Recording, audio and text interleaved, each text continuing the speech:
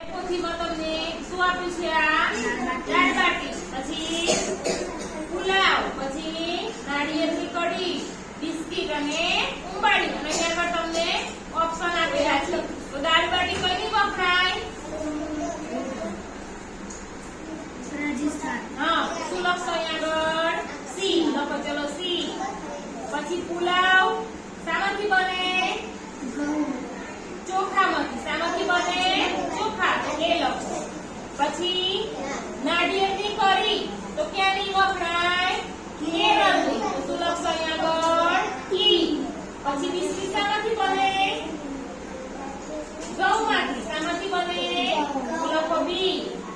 પછી ઉંબાડિયું ક્યાંનું વપરાય? તો વલસાડનું, તો ડી. રાજસ્થાનનું શું વપરાય?